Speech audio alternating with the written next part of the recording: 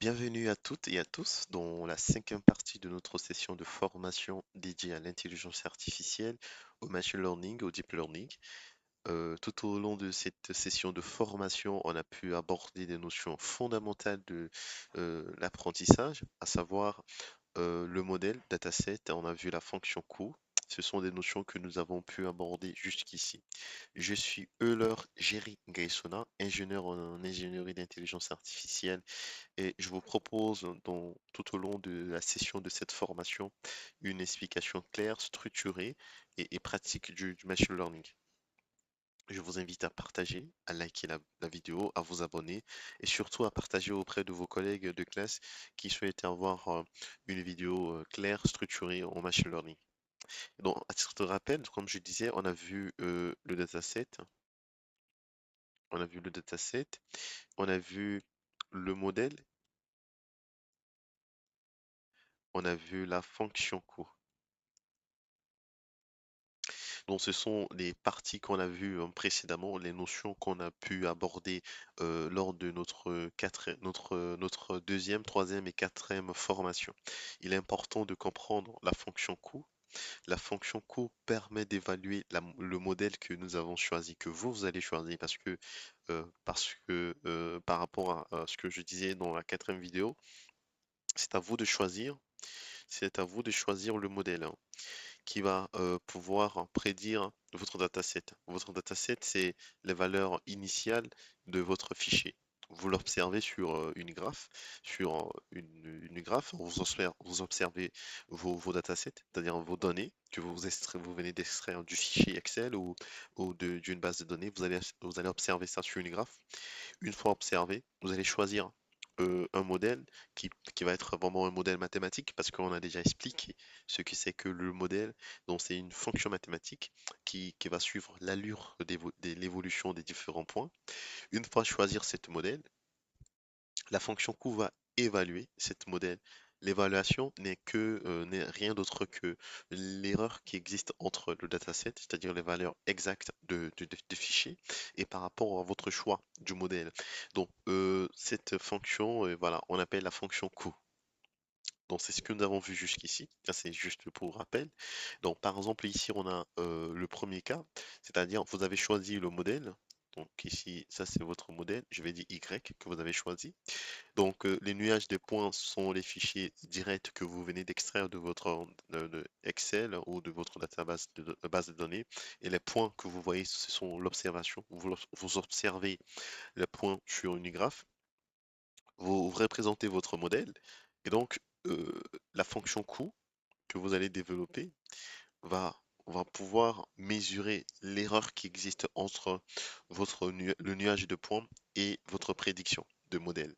Et donc, le rôle de la machine va pouvoir ajuster cette modèle, c'est-à-dire il trouve que les points qui sont ici sont séparés de votre prédiction, qui sont loin de votre prédiction. Alors, qu'est-ce qu'il va faire? Il va ajuster les paramètres pour que le K2 va changer. Vous voyez ici le modèle que vous avez choisi, c'est là. Ça, le K2, c'est la variation, l'itération qui va être faite au niveau de la machine. C'est la machine qui va varier votre modèle de telle sorte qu'il trouve un modèle qui répond aux problématiques. C'est quoi concrètement répondre aux problématiques? C'est de minimiser l'erreur qui existe entre les différents points et votre modèle. Le modèle, c'est ici, on a Y. Donc, autrement dit, la machine va faire itérer les différents cas jusqu'à trouver un modèle qui minimise l'écart qui existe entre le nuage des points, les vrais fichiers initial et votre modèle. Donc voilà. Qu'est-ce qu'on peut dire ici? Que minimiser la fonction coût et prédire les paramètres A et B, la fonction de perte, hein, la fonction de coût est là. On avait dit ça, ça représente le dataset, et là, ça représente notre modèle hein, à prédire, la prédiction de notre modèle. Donc, ça, c'est la fonction de l'erreur quadratique moyenne que nous avons vue dans la quatrième partie de vidéo. Donc, on dit que la machine apprend quand elle trouve quels sont les paramètres du modèle qui minimisent la fonction coût. Donc, on cherche donc à développer un algorithme de minimisation. Il existe un package de méthodes de l'apprentissage de minimisation qui permet d'optimiser une fonction, parmi lesquelles vous allez trouver la méthode de moindre carré, la méthode de Newton, la méthode de gradient descente et simplex. En fait, ces méthodes ne sont pas que applicables en informatique. Vous pouvez l'appliquer à l'économie, à la finance, dans n'importe quel domaine, la médecine, etc. Même en mathématiques aussi. Déjà, de base, ce sont des méthodes mathématiques. Newton gradient ou Newton et gradient descente, ce sont des principes mathématiques que nous allons prendre pour soit minimiser une fonction, minimiser une fonction ou maximiser. Par exemple, quand en économie, vous voulez minimiser une perte, hein, ben, vous allez appliquer la fonction descente des gradients pour minimiser une perte. Ou quand vous voulez maximiser un profit, ben, vous allez utiliser une de ces algorithmes. Dans les algorithmes, elles sont indépendants du problème, hein, c'est-à-dire elles sont pardon, dépendantes du problème que vous allez avoir. Elles ne sont pas indépendantes, je voulais dire, elles sont plutôt dépendantes du problème que vous voulez résoudre. Donc, on a dit que dans notre présentation, dans cette partie, nous allons choisir l'algorithme de descente de gradient. Concrètement, c'est quoi cet algorithme? C'est quoi son principe? Je tiens juste à souligner un petit bémol, c'est-à-dire toutes les algorithmes que vous allez voir en informatique ou même les notions mathématiques, elles sont tirées du monde réel, d'une observation réelle. D'ailleurs, dans le principe de la science, on part toujours d'une observation, on émet des théorèmes, après les théorèmes, on va vérifier ces théorèmes par des notions mathématiques. Après, dans cette notion mathématique, on doit pouvoir vérifier chaque implication de cette théorème. Donc, ça c'est de manière générale si vous voulez le savoir. Donc, la plupart des algorithmes, de manière générale, s'inspirent des faits naturels, d'une observation naturelle. Imaginez-vous un instant que vous êtes au sommet d'une montagne et que sur le sommet d'une montagne, vous avez plusieurs collines, hein, des petites collines, et votre objectif, c'est de descendre le plus bas de colline. Donc, vous êtes là, et nous estimons qu'il fait noir, que vous avez du mal à observer devant vous. Qu'est-ce que vous allez faire? Vous allez descendre. Vous allez descendre, mais à quelle vitesse? Par quelle manière que vous allez descendre? Est-ce que vous allez courir pour descendre ou vous allez faire attention, aller pas à pas? C'est ce que je dis ici. Aller pas à pas pour trouver quelle descente prendre pour atteindre plus vite ou plus lent votre plus bas du sommeil. Donc, c'est ça un peu, en fait, l'illustration. Le but, c'est de comment descendre pour atteindre le plus bas du sommeil du montagne où vous vous êtes trouvé. Donc, là, l'objectif est d'atteindre le point le plus bas de la vallée, mais il peut y avoir plusieurs points de la vallée. Donc, ça, c'est une illustration très fréquente pour expliquer l'algorithme de descente des gradients. Et donc, on peut faire une représentation par des figures. Ici, on a une observation en MATLAB, une observation en vue 3D plutôt. Ici, par exemple, vous avez une fonction convexe, plutôt une fonction convexe, hein, qui a un seul sommeil ou encore un seul minimum. C'est-à-dire, si vous lancez une balle ici, cette balle va descendre la pente et directement va atteindre le minimum local, hein, on va dire le minimum global, hein. Donc la fonction convexe n'a pas plusieurs sommeils, il n'y a qu'un seul sommeil en les fonctions convexes. Ou si vous lancez une boule à partir d'ici, cette boule va descendre directement dans le creux. Je peux appeler ça de votre, le creux de votre sommeil, le creux de votre fonction convexe. Ça, c'est lorsque vous vous trouvez dans un cadre de fonction convexe. Donc l'idée, c'est de laisser tomber une boule du haut de votre montagne et qui va descendre pour atteindre le creux, c'est-à-dire le point le plus bas, de partir sur le point culminant au point le plus bas. Et par contre aussi, dans la vie réelle, on ne se trouve pas que dans une seule point le plus bas. On peut en avoir plusieurs sommets, plusieurs points plus bas. Ça, c'est ce qu'on appelle les fonctions non convexes, qui a plusieurs sommets, plusieurs points le plus bas.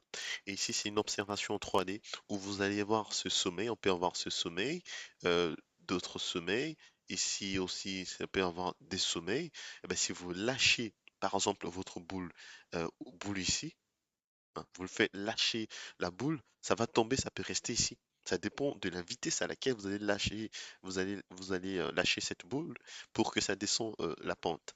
Ou encore, si vous faites lâcher votre boule ici, ça peut tomber ici ou ça peut tomber comme ici. Donc vous voyez, il n'y a pas qu'un seul point plus bas. Quand je dis le point plus bas, je parle du creux de à partir de votre sommeil.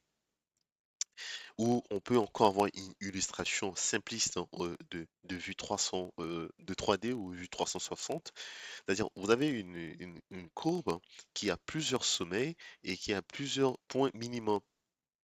Ici, on a un minimum, il y a un minimum, ici, il y a un minimum. Ce sont des minimums, hein, le minimum de votre courbe.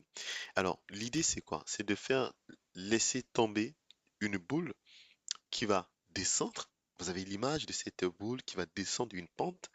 Mais si cette vitesse n'est pas suffisante, la boule ne va pas monter cette montagne ou on peut cette partie pour descendre. Vous voyez? Donc, ce que je voulais attirer votre attention par rapport à la vitesse, on va dire, vitesse de lancer. Vitesse de lancer, c'est-à-dire quelle vitesse à laquelle vous lâchez votre boule pour que ça descende jusqu'en bas de le creux de votre courbe. Et donc, on peut y avoir plusieurs points minimum. Et le but, c'est d'atteindre le minimum des minimums, c'est-à-dire le minimum qu'on appelle le minimum global. Global. Et donc, le danger, c'est de dire que ben, si je m'arrête là et que je me dis que non, ben, ça, c'est le minimum global, alors qu'il y a d'autres minimums. Et donc, à peu près, la valeur n'est pas vraiment exacte. Donc, c'est un peu ça, vous allez comprendre plus tard. Donc, c'est ça l'idée, c'est de savoir à partir de combien, quelle valeur ou à partir de quel prix en fait, ça descend ou en fait le prix à partir de quel point j'ai le prix qui abaisse ou à partir de quel point le prix monte. Voilà. Donc c'est un peu ça, cette illustration que nous pourrions donner. Donc, le structure ou encore les étapes à respecter pour implémenter cet algorithme de descente des gradients est la suivante. Il faut d'abord initialiser les paramètres alpha. Alpha est considéré ici comme la vitesse à laquelle vous lâchez votre boule pour que ça descende, la vitesse d'apprentissage. Donc, on appelle très souvent le learning rate. Learning rate, c'est la vitesse d'apprentissage. Donc, initialiser aléatoirement les valeurs des paramètres A et B, puis mesurons la pente en calculant la dérivée de la fonction coût. Pourquoi on va calculer la dérivée de la fonction coût, de notre fonction coût? La dérivée, pour vous en mathématiques, ça vous sert à quoi? Quand vous calculez la dérivée d'une fonction, très souvent, on a l'habitude, quand on veut faire l'étude des fonctions, qu'est-ce que nous on fait? On calcule la dérivée, on calcule plutôt, voilà, je prends mon stylo, voilà. On calcule la dérivée d'une fonction. Quel est le but de la dérivée d'une fonction? Donc, la dérivée d'une fonction, d'abord, la dérivée, est une pente, hein. La dérivée est une pente de la tangente. Je pourrais dire ça? De la tangente d'une courbe.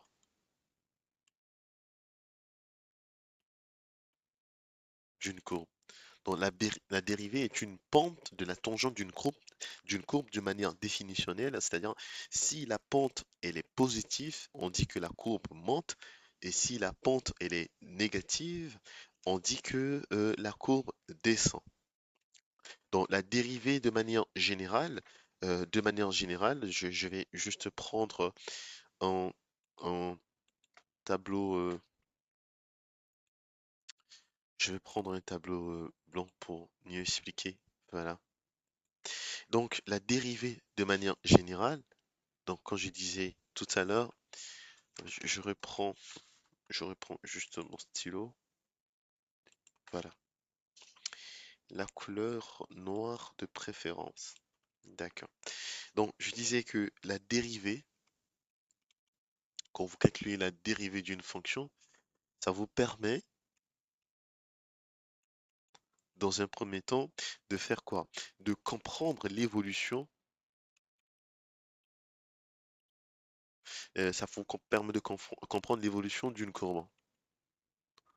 C'est quand vous faites la dérivée en maths, hein, c'est ça. Ça vous permet de savoir la vitesse, hein, euh, la vitesse, la croissance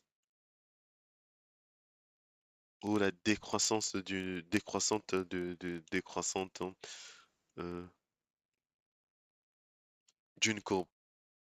C'est la première des choses. Mais ça vous permet aussi de trouver, ok, le extréma qui n'est rien d'autre que soit le minimum ou le maximum. Ça veut dire quoi? Quand vous avez une fonction, par exemple une fonction f de x, pour étudier, qu'est-ce que vous faites? Hein. Vous dérivez, vous déterminez d'abord la limite hein, de cette fonction, vous faites la dérivée qui est égale à zéro, vous résolvez le problème et c'est le but, dans le but, et une fois que vous déterminez les x et les y, vous allez étudier. Donc, par exemple, ici, on a moins l'infini, la valeur de votre x0 plus l'infini, votre dérivée, vous étudiez le signe de dérivée. Et en fonction de ça, admettons ici c'est moins, ici c'est plus, donc ça descend, ça monte.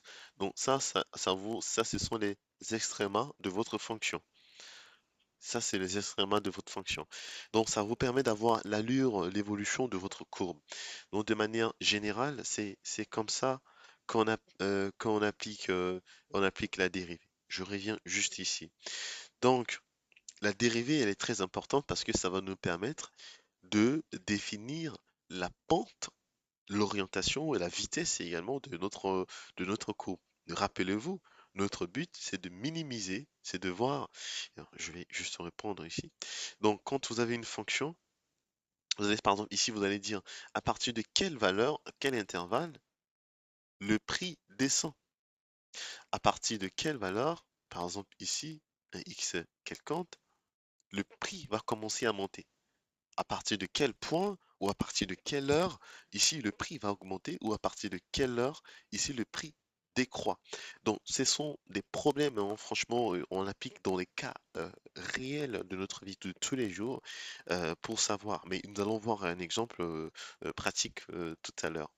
Donc, une fois que nous définissons, nous initialisons nos paramètres, nous allons faire la mise à jour des A et nos B on progresse ensuite d'une certaine distance dans la direction de la pente qui descend.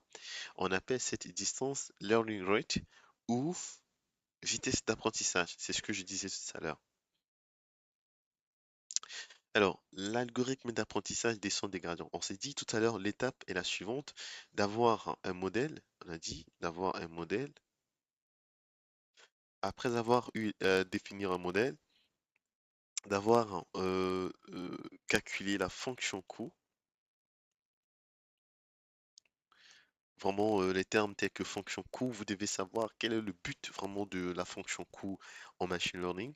En machine learning, c'est quoi le rôle hein, et l'utilité de fonction coût? Elle est très important. Donc, nous voulons dériver la fonction coût pour définir la pente, l'évolution de notre courbe. Donc, c'est ce que nous allons faire.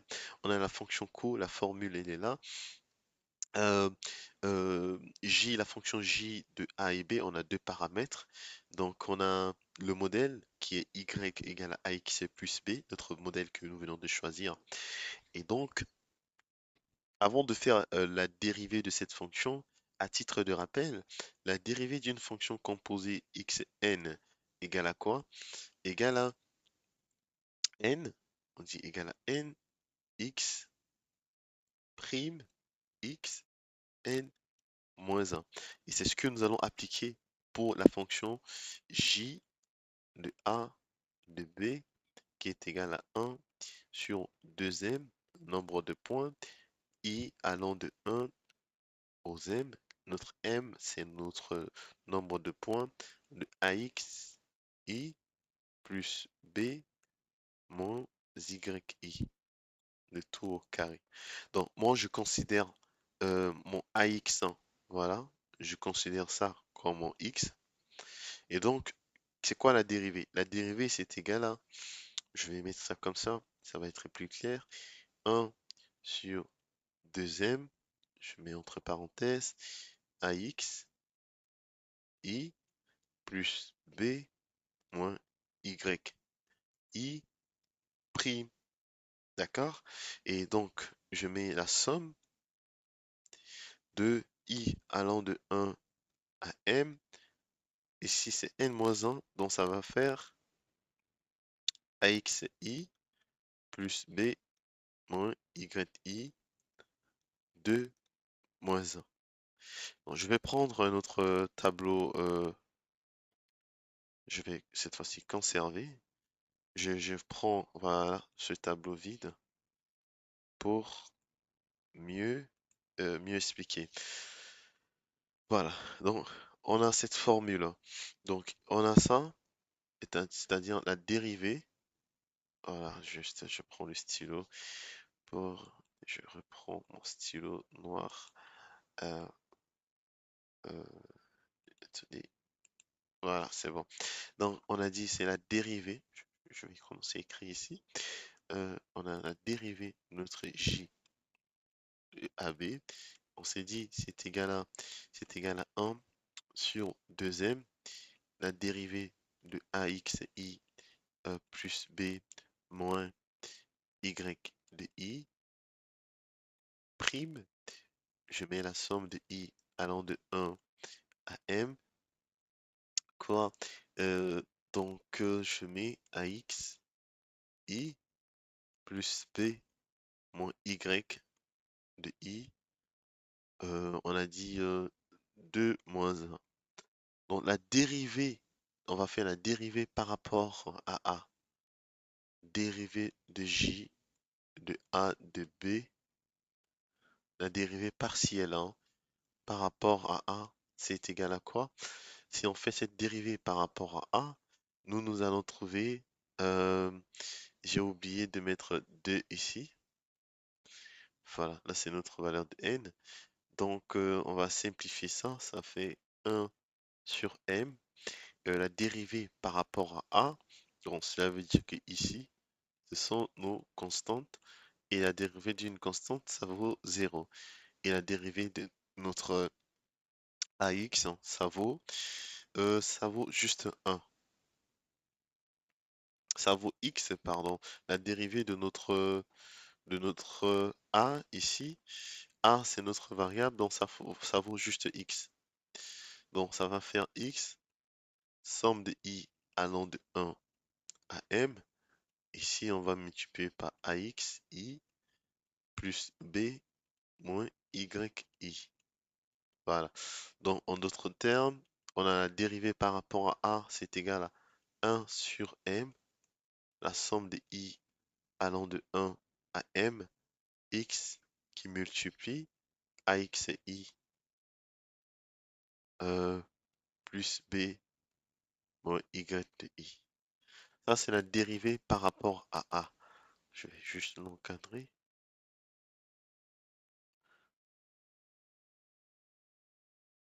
Ça, c'est la dérivée par rapport à a.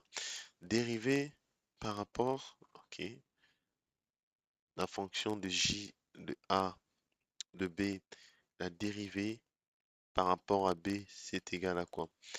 Je reprends cette écriture, c'est-à-dire 2 sur 2m ax i plus b moins y de i prime, somme de i allant de 1 à m. Et on va faire ici ax plus b moins y de i. 2 moins 1.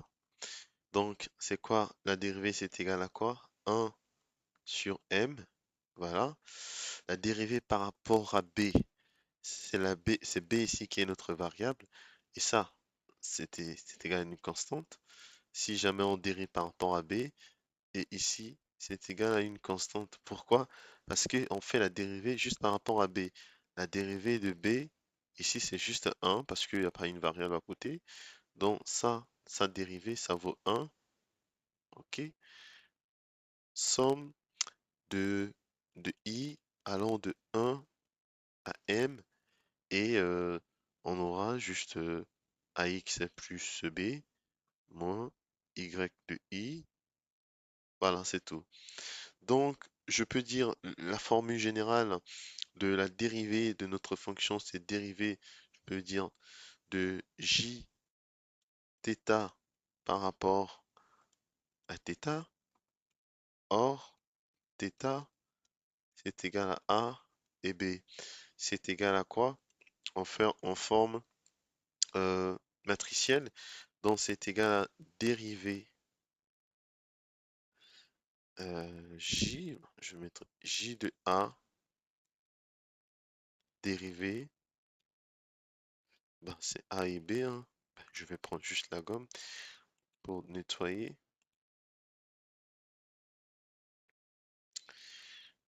Voilà, très bien. Donc, c'est égal à quoi? C'est égal à la dérivée de J de A de B par rapport à A et dérivée de J de A et B par rapport à B. Donc, ceci vous donne cette valeur, c'est-à-dire 1 sur M, somme de I allant de 0 à M, X qui multiplie AX plus B, moins Y de I. Là, c'est le dérivé par rapport à A. Et dérivé par rapport à B, c'est I allant de 1. Plutôt ici, hein, c'est 1 à M, juste de AX plus B moins Y de I. Donc ça, c'est la formule de notre dérivée que vous devez vraiment retenir. Et donc, pour mettre à jour les paramètres de A, on connaît bien notre A. Donc, notre A, c'est ça. La formule pour mettre à jour notre valeur de A et notre valeur de B. Donc, on sait que la dérivée montre l'orientation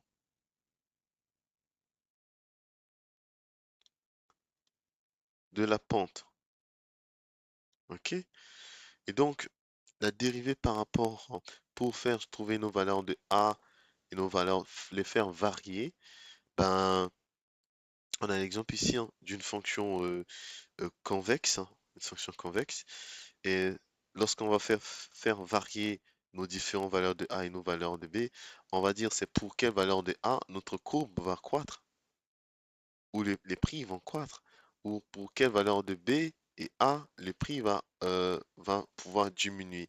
Donc nous, on s'appuie juste sur cette partie. Alors, pour la suite de cette vidéo, nous allons juste appliquer un exemple. Hein. Donc, c'est-à-dire nous allons appliquer à cette fonction j de a égale à 1 puissance 5 au carré. On va appliquer l'algorithme de descente des gradients, c'est-à-dire vous allez initialiser. Dans l'initialisation, qu'est-ce que vous voulez faire? Vous devez dériver j de a. Après, moi, je vous demanderai d'observer, hein, observer sur une graphe. Et après, comme on avait dit, de itérer